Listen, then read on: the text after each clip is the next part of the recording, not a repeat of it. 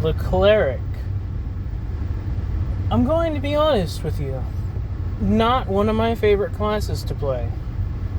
In fact, I don't think I've played a Cleric in 5th edition since I first started.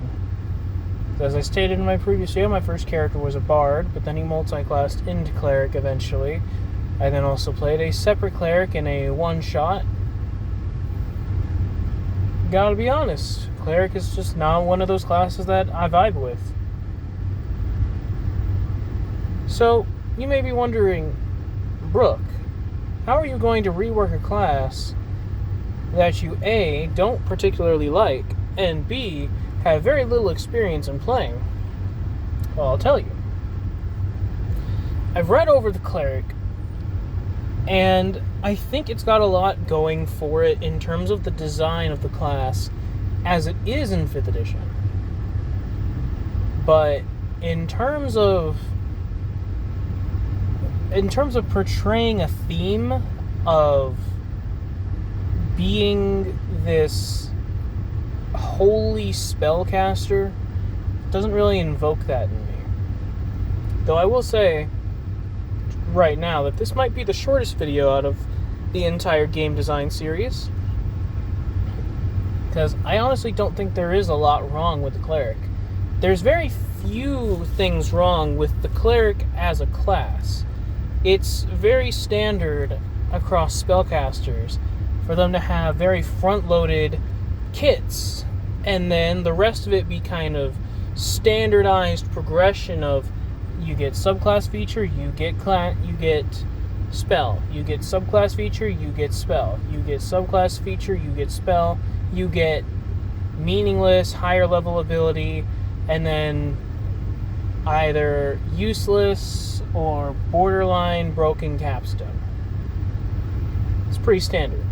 So, like I said for my Bard video, all spellcasting will be changed to being at will encounter daily, and the higher level spells cannot be traditionally learned, where instead of being able to just know 6th, 7th, 8th, and 9th level spells, you will not have those spells, but you will have the capacity to be able to cast them, similar to the Warlock's Mystic Arcanum, where you'll have one of them, but unlike the Mystic Arcanum, you might only have, not even might, you will have only one use of each one. So you have to be very careful. And that might change, but in terms of right now, that's what I have it set at, but I might change that a little bit later. But what about the Cleric as a baseline class? Well, the Cleric in older editions used to be what was traditionally thought of as the heal bot. They would just take every single healing spell, take every single support spell, and just be the support class. And they didn't really like that. So in 5th edition, they were like, let's make Cleric one of the stronger classes by not only bringing back spell slots from 3rd edition, but then let's also give it a bunch of high damage spells that rival other classes in terms of spell damage, and let's also give it degenerate playstyles in the form of Spirit Guardians and doorway dodging. But I digress. How will I change the Cleric as a base class? Well, like every subclass, they're going to be chosen at level 1, and each one's going to gain a power at level 1 as well as some features. And that's pretty much it for the Cleric. Everything else for the Cleric is going to remain mostly the same. The levels are going to be shifted around a bit. Spells are going to be reworked. Primarily the Spirit Guardians will most likely be removed and given to the Cleric as like a base class feature, or possibly Spirit Guardians might not get removed, but it might get split into 2 separate spells, or something along those lines. But regardless, for most of the Cleric, there's not a lot to talk about. When I said that with the Bard, but with the Cleric, it's really, really true. There isn't a lot to talk about. You only get proficiencies, and you only get spellcasting and Channel Divinity. And even with Channel Divinity, a lot of them being actions, they're either unjustified for their power because they're really weak, or they have such high of an impact that an action feels like a very low cost for what you're getting. So some of the Channel Divinities will be changed. I haven't decided which ones yet. Mainly, the one that I'm thinking mostly is Invoke Duplicity from the Trickery domain. But I haven't thought about that yet. Regardless, Cleric, the only major thing that I think I'm going to be changing as a whole is Divine Intervention.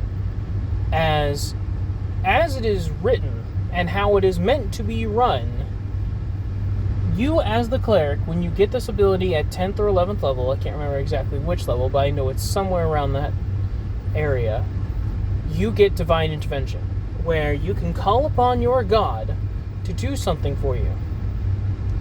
And mechanically, it's a terrible, terrible effect. Mechanically, it is terrible because, mechanically speaking, I know I'm using that word a lot, but it's very important that I distinguish the difference. In terms of roleplay flavor, it is fantastic. But in terms of mechanics, it is awful. Because thematically and in roleplay, your god coming down to help you with a prayer and having a chance for it to work, but being like the gods they are, they don't really respond, makes a lot of sense. But mechanically, having the player at level 10 have a 1 in 10 chance, less than a 1 in 10 chance, to roll a D100 and get lower than their player level, or lower than their Cleric level, and then the god does something, but the something isn't specified. It can be anything. The Cleric can ask their god to do anything, and the DM can just choose to say no. They could say, your god doesn't do that because that's not what they're about. You could ask a healing god to help you kill an enemy, and the DM could just go, no, that's not what they do. And you as the player are like, well, then what's the point of me rolling this check if it's not even going to work the way I want it to? And that's even assuming that the DM does anything with it at all. It never triggers anyway. It's very hand-wavy. It's very DM fiat. Oh, you want your god to do something? Well, tell me what you want them to do. No, I don't like that. So instead I'm going to make them do something else. Or, sure, I'll allow it. And then the player's like, okay, well, since they're doing that, that means this happens and this happens. And then you as the DM have to be like, well, no, it's not how I'm making it function because that's not what you said initially. And they're like, well, because cause and effect. It's like, well, cause and effect don't really function in this game because it's not real life. This is fiction. So I'm just completely removing Divine Intervention and giving them a different ability. I haven't decided what that ability is yet, but Divine Intervention as a mechanic is terrible because it's basically never going to trigger anyway. It requires you to use a resource that could be better used doing literally anything else, which is your action.